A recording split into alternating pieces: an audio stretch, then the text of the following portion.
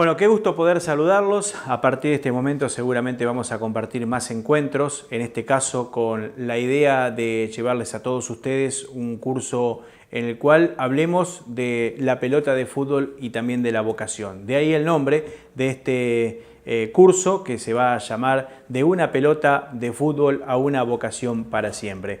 Ya le vamos a estar contando de qué se trata el curso y obviamente todas las vivencias, porque no solamente voy a estar hablando, sino que vamos a traer a algunos entrevistados y vamos a explicar muchas cosas que tienen que ver, por un lado, con la pelota de fútbol y por el otro, con mi vocación, pero que a veces encierra no solamente la vocación particular de alguien, como en mi caso, que hace periodismo deportivo o periodismo en general en la ciudad de Paraná. Mi nombre de paso es Ezequiel Re y los estoy saludando desde cualquier lugar del mundo en que se encuentren viendo este curso y tratando, bueno, de que estas vivencias también les sirvan a ustedes para poder transmitir, tanto en la vida personal como en la vida profesional, todo lo que tiene que ver justamente con esto, con la vocación.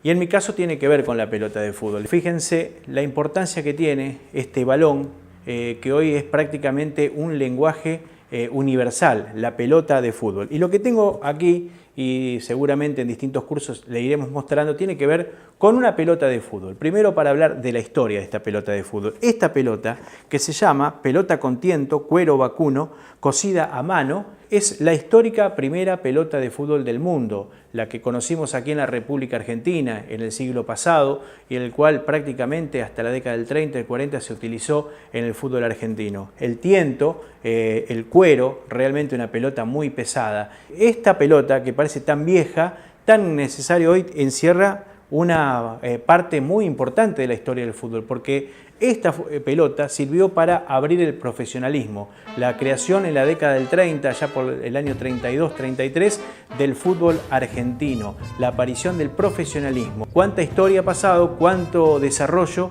que estamos en 2019 y recién ahora estamos hablando del fútbol profesional para mujeres. Recién ahora se ha podido igualar. Así que de aquella pelota, de esta hasta la actual, que también le mostraremos, iremos desarrollando en distintos cursos, en distintas presentaciones, la historia de algunas pelotas de fútbol. Y para eso iremos a algunos museos también y les mostraremos gente apasionada como uno que ha tenido la oportunidad de juntar distintas cosas, entre comillas, que tienen que ver con el fútbol.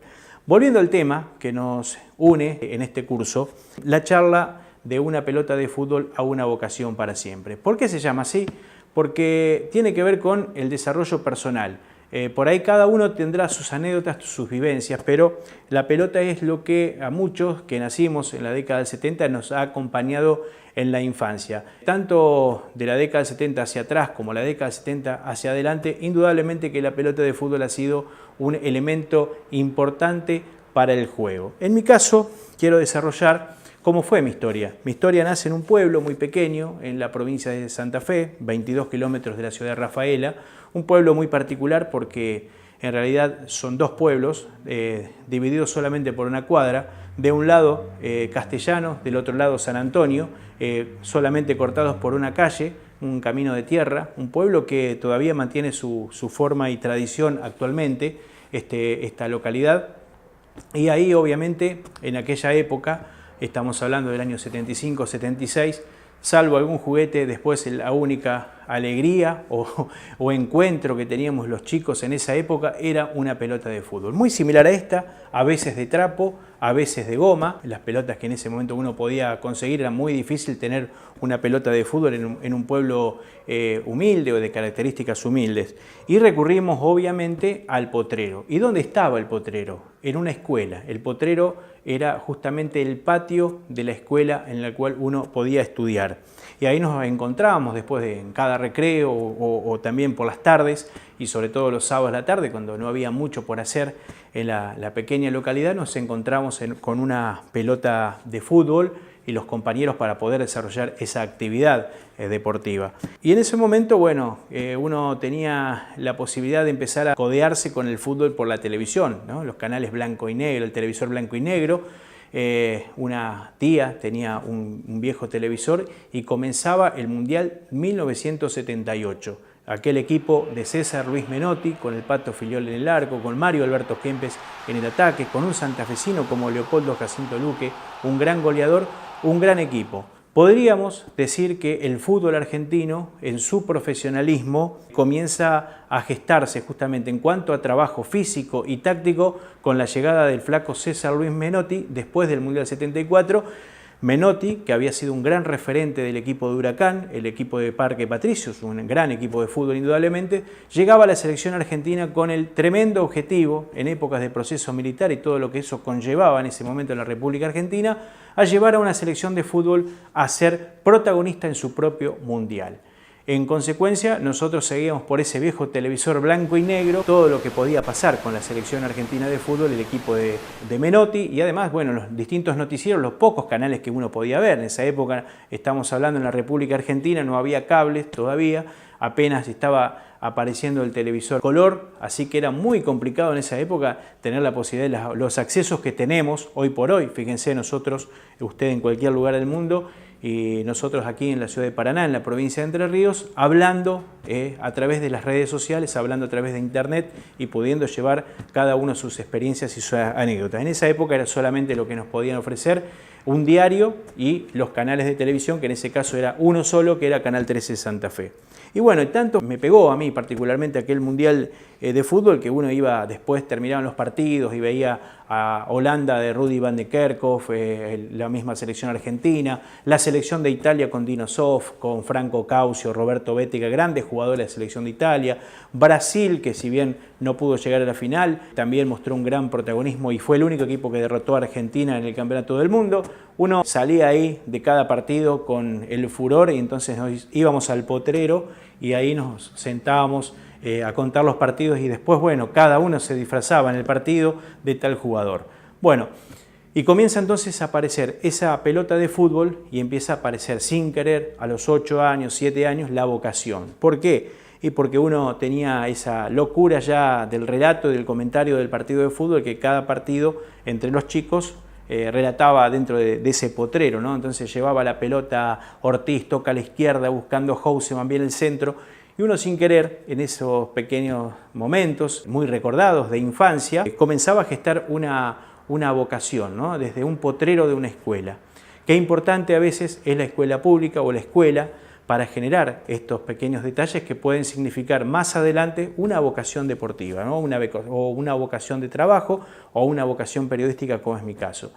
Fue pasando el tiempo, dejamos ese pequeño pueblo, que era esa localidad tan linda, con tantos recuerdos, y fuimos a la ciudad de Rafaela, llegando allá por la década del 80, y la aparición ya de un gran jugador que se había consagrado en 1979 con la camiseta de Argentina, también con el flaco Menotti. Estamos hablando de Diego Armando Maradona. Maradona pasa a Boca Juniors en el año 81, y ahí entonces se genera también la posibilidad, ya en mi caso viviendo en la ciudad de Rafaela, una ciudad más grande, con clubes deportivos conformados. Hoy ese pueblo, San Antonio y Castellano, tiene su club, que es Belgrano, y compite futbolísticamente también en forma oficial, pero en esa época no había prácticamente actividad deportiva. Pero ya en Rafaela había otra vida futbolística, estaba muy cerca de mi casa Ben-Hur de Rafaela y en consecuencia la posibilidad de intentar, entre comillas, jugar en un equipo de fútbol oficial. Y fue así, la posibilidad de entrar a jugar en este club que juega en la Liga Rafaelina y también seguir sin querer en mi casa con esa locura, como decía mi madre, porque pensaba que uno estaba por ahí un poco loco, de transmitir los partidos en la propia casa, ¿no? A un cartón, rayábamos una cancha, dibujábamos la cancha de fútbol con unos rastings, un equipo de un lado, otro equipo del otro, y otra vez, como en San Antonio Castellano, él la lleva a Maradona, toca para Troviani y busca para Brindisi, los partidos de fútbol de aquella época, década del 80, y también ya se gestaba en mí esa posibilidad de que en el patio jugaba solo, en un patiecito, bueno, haciendo rematar la pelota contra una pared y atajándola, y bueno, haciendo también relatos de fútbol. Algunos vecinos se reían por esa situación, porque no era común que realmente alguien vaya por la vida, en vez de cantar, relatando partidos de fútbol. Pero bueno, era sin duda, sin saber, la posibilidad de comenzar a creer que esta cosa tan linda, esta pasión por el fútbol se transforme en una vocación. Y llega el momento de hablar de la escuela, por eso estamos trasladando un poco en este inicio de curso la vocación, pero lo que tiene que ver con la pelota de fútbol, los inicios, y llegamos a la escuela donde comienzan a darnos clases de periodismo en una materia que se llamaba lengua y que realmente comenzaba a dibujar ahí un poco en letras lo que yo pensaba del fútbol y sin saber que también era una vocación. Entonces ya trasladábamos en pocos años, con 13, 14 años ya estamos idealizando el objetivo de algún día ser o jugador de fútbol o periodista. Las dos cosas estaban todavía cuando uno era adolescente en la balanza. Pasamos por una prueba, dijimos algún día vamos a sacarnos la duda, nos fuimos a Rosario, probamos en Rosario Central, no pasamos 2 pruebas y bueno, y cuando volvimos con el bolsito, la verdad, y esto también sirve para no bajar los brazos porque algunos adolescentes, jóvenes, tal vez piensan que ante un primer fracaso está todo dicho en la vida y no, estamos recién empezando. Y a los 16, 17 años, cuando pasé esa prueba de Rosario Central, que finalmente no quedé y me vine con el bolsito, me vine contento porque estaba, bueno, no iba a ser jugador de fútbol, pero yo me podía volcar en la otra profesión, lo que me había dado el juego. De tanto jugar, yo ya había tenido armas como para ir a una redacción, a trabajar, a escribir, a hablar, porque además era de los locos que iba a las canchas de fútbol y se ponía al lado de los periodistas, de los relatores, iba a los diarios para ver cómo trabajaban los periodistas y indudablemente ya en la escuela secundaria la llegada de una charla de periodismo desarrollada por 2 compañeros, 2 amigos, Edgardo Peretti y Víctor Hugo Fuchs, indudablemente me sirvió para darme cuenta que la vocación verdadera era el periodismo, pero que el fútbol me había dado algo importante, me había dado la gran posibilidad de comenzar a practicar sin querer, ya de chico, todas estas posibilidades, hablar, los gestos, saber cómo poder desarrollarme ante una cámara, porque en la primera etapa de mi vida la cámara era el espejo, yo me ponía con un espejo y empezaba a hablar de periodismo y jugaba que era un conductor de televisión. Bueno,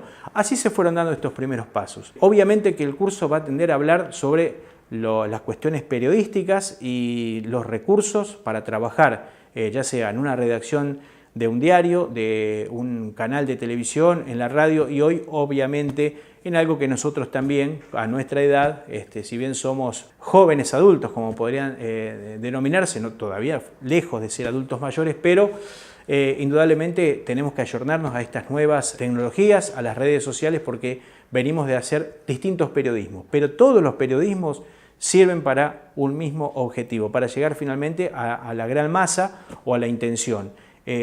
Y siempre uno destaca en esta profesión que hay que ser profesional al 100%, ya sea trabajando en un pequeño pueblo, en una linda ciudad como Paraná o en una gran urbe como puede ser Buenos Aires y algunos que han tenido suerte en algún lugar del mundo. En todos los casos, sean 2 personas que te estén mirando o 2 personas que te estén leyendo, tiene que estar lo mejor nuestro en ese sentido. Y hay algo importante que tiene que ver también con algo que vamos a remarcar, la importancia de los grupos. Y en ese caso nuevamente volver al fútbol. Un club de fútbol te da esa posibilidad, indudablemente. Un club de fútbol hoy por hoy es una chance de formar grupos, de tener amigos, de que uno ayude al otro, incluso cuando las cosas no salen bien. Porque cuando los resultados se dan, obviamente es más fácil la palma, pero cuando los resultados no se dan en cualquier categoría del fútbol argentino, indudablemente, ya sea divisiones inferiores de un equipo del interior o en la máxima estructura del fútbol argentino, indudablemente que el grupo tiene que estar siempre unido y ser un grupo que tira todo para el mismo lado y que las cosas se tienen que hablar de frente. Fíjense en la importancia que tiene un grupo humano, hablar de frente, decir las cosas, un vestuario, en una charla. Yo particularmente, si bien no he vivido el profesionalismo, he jugado muchas divisiones inferiores y realmente nos decíamos las cosas de frente. Y esas cosas de frente nos sirvieron para afrontar luego la vida y poder resolver cosas dentro de una cancha también te enseñan a resolver cosas fuera de la misma. Siempre digo, lo más importante es el grupo. No siempre se van a lograr cosas de forma individual. Incluso en las actividades individuales se necesita un grupo atrás. Yo recordaba hace muy poco tiempo cuando Juan Martín del Potro prácticamente se hablaba, antes de su última lesión lamentablemente, se hablaba de que no estaba en condiciones, de que era posible un retiro y un profe lo ayudó muchísimo, un profesor de educación física, alguien que le dio la mano y no lo soltó en un momento complicado. Mostraba en algún momento del Potro también un video en el que él sí se encontraba solo entrenando. Decía, hoy no estoy rodeado por nadie, estoy solo, solamente yo puedo salir adelante, pero contaba con gente que lo apoyaba, entre ellos sus amigos de Tandil y entre ellos este muy buen profesional que le sacó lo mejor de sí en la parte física y realmente lo ha hecho grande. Me detengo también en pensar en el chino Marcos Maidana, este boxeador que ha vuelto después de mucho tiempo, excedido de peso y sin embargo se propuso volver al ruedo y con un entrenamiento y sacrificio, seguramente con cosas para corregir, sobre todo de su vida personal o particular, el cual no es nuestra injerencia hablar, pero hoy el chino es un ejemplo porque a través de un trabajo y sacrificio, obviamente en Estados Unidos, alejado de sus afectos tal vez, está tratando de volver a ser un gran boxeador como fue en su momento. Bueno, tenemos muchos temas para seguir charlando, así que vamos adelante con esta primera parte en este primer curso.